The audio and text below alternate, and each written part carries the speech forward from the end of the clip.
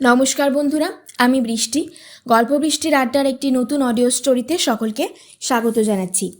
আশা করছি তোমরা সকলে খুব ভালো আছো। তোমাদের ভালোবাসায় এবং আশীর্বাদে আমিও বেশ ভালো রয়েছি। তো আজকে আরেকটি নতুন গল্প নিয়ে চলে এসেছি।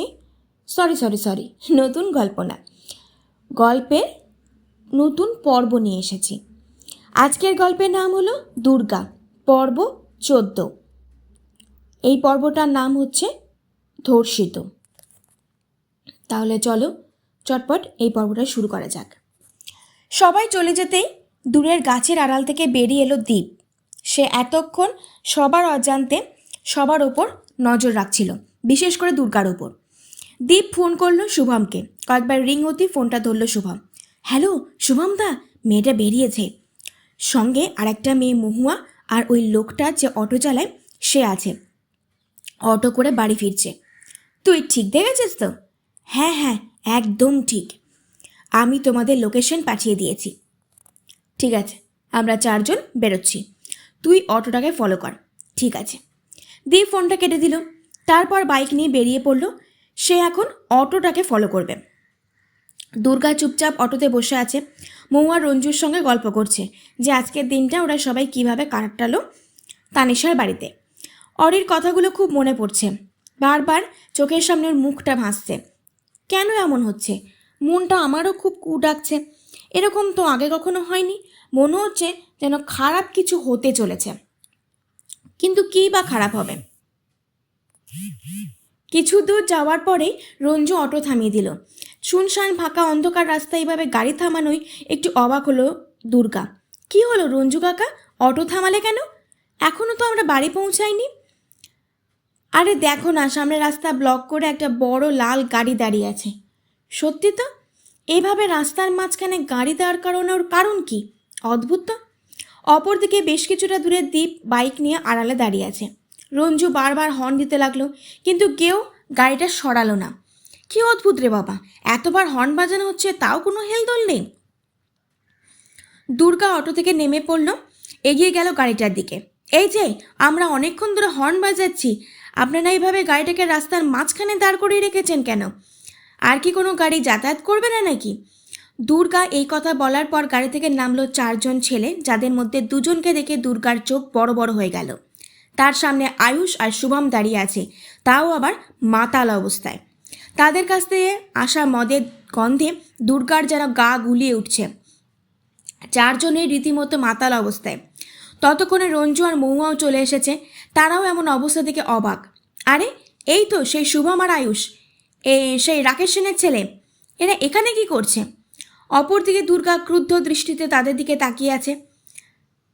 দুর্গা, এখান থেকে চল, এরা সব মাতাল, এদের সাথে আমাদের কথা বলে কাজ নেই। কাকা ঠিক বলেছে, চল এখান থেকে। রঞ্জু দুর্গাকে নিয়ে যেতে গেলে আয়ুষ দুর্গার হাত ধরে আটকালো। এত তাড়াতাড়ি কোথায় যাচ্ছ বেবি? আমাদের সঙ্গে একটু সময় কাটাবে না? তোমার জন্য এত কষ্ট করে এলাম। রাগে ঘেন্নায় দুর্গার গা যেন জ্বলে উঠল।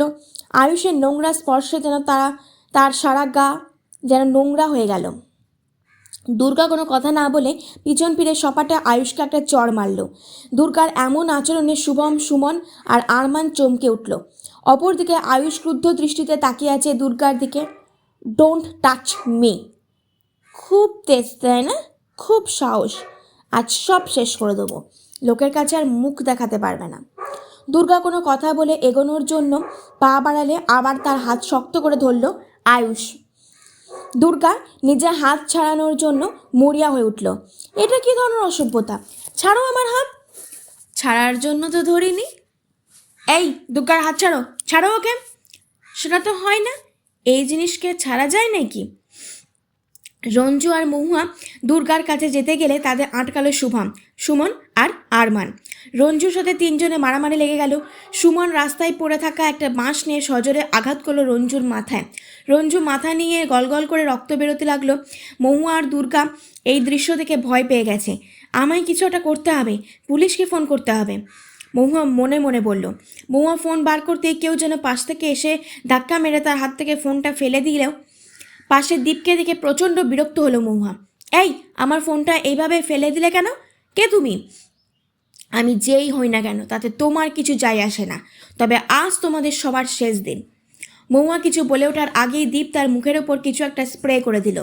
কিছুক্ষণের মধ্যে মহুয়া জ্ঞান হারিয়ে মাটিতে লুটিয়ে পড়ল। রঞ্জুও প্রায় রক্তাক্ত অবস্থায় রাস্তায় পড়ে আছে। দেখেছো দুর্গা, তোমার আপন লোকদের কি অবস্থা? তোমার তো এর চেয়েও ভয়ানক অবস্থা হবে। ছাড়ো আমায়, আমি তোমাদের কাউকে ছাড়বো না। আজ কেউ আমাদের হাত থেকে বাঁচাতে পারবে না। সুমন আর আরমান এগিয়ে এলো তাদের দিকে। আমি কিন্তু চিৎকার করব। দুর্গা হেল্প হেল্প, বাঁচাও বলে চিৎকার শুরু করলো।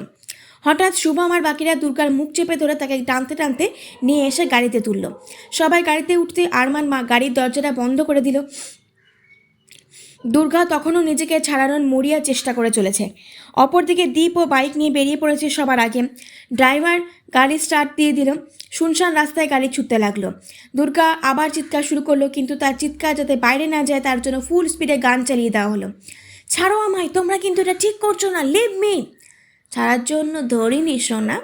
সুমন দুর্গার গায়ের কাছে সরে এলে দুর্গা তাকে ধাক্কা মেরে সরিয়ে দিল, আর তারপরে চারজন মিলে দুর্গার উপরে ঝাঁপিয়ে পড়ল। ড্রাইভার গাড়ির স্পিড বাড়িয়ে দিল। চারজন বলিষ্ঠ পুরুষের কাছে দুর্গার যেন দুর্বল হয়ে পড়েছে। চারটে নরপশু যেন দুর্গাকে ছিঁড়ে খেতে লাগলো। দুর্গা যন্ত্রণায় কষ্টে চিৎকার করতে লাগলো, কিন্তু তার চিৎকারের গুরুত্ব হয়তো কারোর কাছে নেই। দুর্গার সালোয়ার ছিঁড়ে গেল। নির্মমভাবে তার শরীরটার ওপর নিজেদের আধিপত্য বিস্তার করতে মরিয়া হয়ে উঠল ওই চারজন। দুর্গার চোখ দিয়ে জল গড়িয়ে পড়তে লাগলো। দুর্গার শরীর রক্তাক্ত হয়ে উঠল। একসময় সে চিৎকার করাও বন্ধ করে দিল। শরীরে আর জোর নেই, নেতিয়ে পড়েছে মেয়েটা। তবুও সেই চারজনের কোনো ভ্রুক্ষেপ নেই। তারা মেয়েটার শরীরটা ভোগ করতে ব্যস্ত। এভাবে প্রায় 1 ঘন্টা চলার পর গাড়িটি এসে থামলো একটা বড় বাংলো বাড়ির সামনে। গাড়ি থেকে নামলো শুভম, আয়ুষ, সুমন আর আরমান। আয়ুষ গাড়ি থেকে টেনে হিঁচড়ে বার করে আনলো দুর্গাকে। দুর্গা কথা বলা দূর, উঠে দাঁড়ানোর মতো অবস্থাতেও নেই। ওই অবস্থাতেও আরমান আর সুমন টানতে টানতে দুর্গাকে নিয়ে বাড়িতে ঢুকলো। পিছনে শুভম আর আয়ুষ চারজন মিলে দুর্গাকে নিয়ে একটা ঘরে ঢুকলো, আর সেখানেই খাটের ওপরে দুর্গাকে ছুঁড়ে ফেলে দিল। তারপর ঘরের দরজা বন্ধ করে আবারও চারজন ঝাঁপিয়ে পড়লো তার উপর। দুর্গার রক্ত যেন জল হয়ে বেরোতে লাগলো। পুরো বাড়িটা যেন দুর্গার অসহায় যন্ত্রণার চিৎকারে কাঁপতে লাগলো।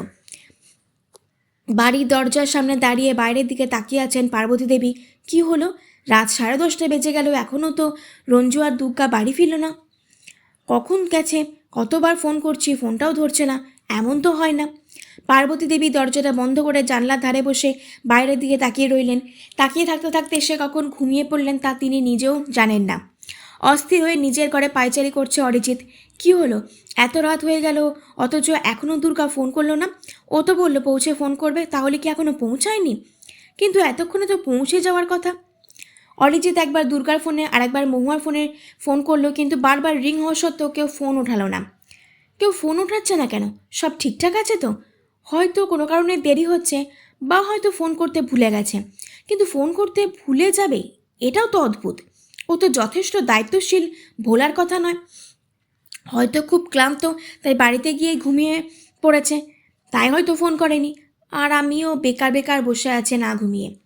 অরিজিৎ বিছানায় শুয়ে পড়ল। কিছুক্ষণের মধ্যেই গভীর ঘুমিয়ে পড়ল সে। রাত 2টো। শুভম দীপকে ফোন করলো। কয়েকবার রিং হতে ফোন তুলল দীপ। বলো শুভম দা, তুই কোথায় এখন? আমি তোমাদের বাড়িতেই আছি, নিচের তলায়। তাড়াতাড়ি উপরে আয়। শুভম ফোনটা কেটে দিল। কিছুক্ষণের মধ্যেই ওপরে ঘরে এসে উপস্থিত হলো দীপ। ঘরে ঢুকতে এসে যেন শিউরে উঠল। রক্তাক্ত বিছানার ওপর বিবস্ত্র হয়ে দুর্গা অজ্ঞান অবস্থায় পড়ে আছে। তার শরীরে এক কাপড়ের একটা সুতোও নেই। সারা গায়ে আঁচড়ের দাগ, কালশিটে কামড়ের দাগে ভর্তি। কিরে, তুই মেয়েটাকে কি দেখছিস? আমার দিকে তাকা। শুভমের আওয়াজে দীপের হুঁশ ফিরল। হ্যাঁ বলো। তোকে একটা কাজ করতে হবে, এই মেয়েটাকে কোথাও গিয়ে ফেলে আসতে হবে। বলছি, মেয়েটা কি মরে গেছে? না না, মরেনি। মারবি তো তুই? আমি মারবো? হ্যাঁ, ফাঁকা জায়গা দেখে মেয়েটাকে রাস্তায় শুয়ে দিবি, ওর ওপর দিয়ে গাড়ি চালিয়ে দিবি, বুঝলি? পুরো পিষে দিবি। এই মেয়েটা যদি কোনোভাবে বেঁচে যায়, তারপর মুখ খোলে, তাহলে আমরা কিন্তু ফেঁসে যাব। তাই একে শেষ করে দিতে হবে। তারপর তারপর লাশটা কোথাও একটা ফেলে দিবি। এখন রাতের বেলা কারোর নজরে কিছু আসবে না। ঠিক আছে। দীপা সময় নষ্ট না করে দুর্গাকে কোলে তুলে নিল। বাড়ি থেকে বেরিয়ে এসে গাড়ির ব্যাক সিটে দুর্গাকে শুইয়ে দিল। তারপর গাড়ি নিয়ে বেরিয়ে পড়ল। এতক্ষণ অনেক এনজয় করেছি, এবার চল একটু ঘুমানো যাক। হ্যাঁ চল। শুভম আর আয়ুষ ঘরের ভেতর চলে গেল। রাত 2:30। একটা ঝাঁকুনিতে দুর্গার জ্ঞান ফিরল। চোখ অর্ধেক খুলে তাকালো। কিছুক্ষণ ভালো করে দেখার পর বুঝতে পারলো যে সে গাড়ির ভেতরে আছে।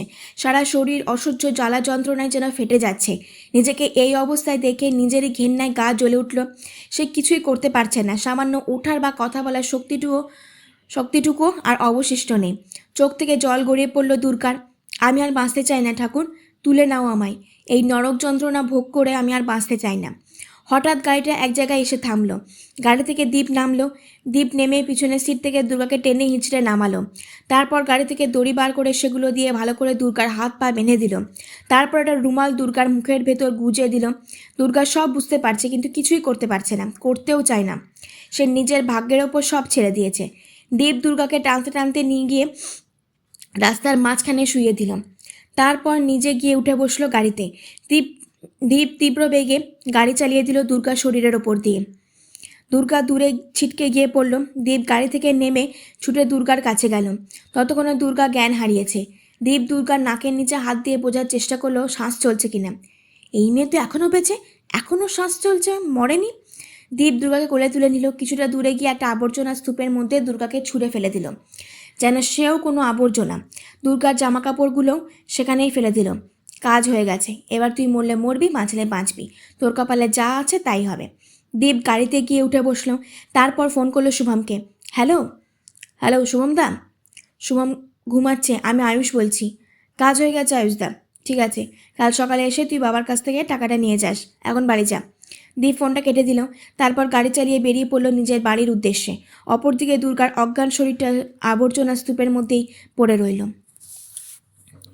আজকের পর্বটা এখানেই সমাপ্ত হয়ে গেল।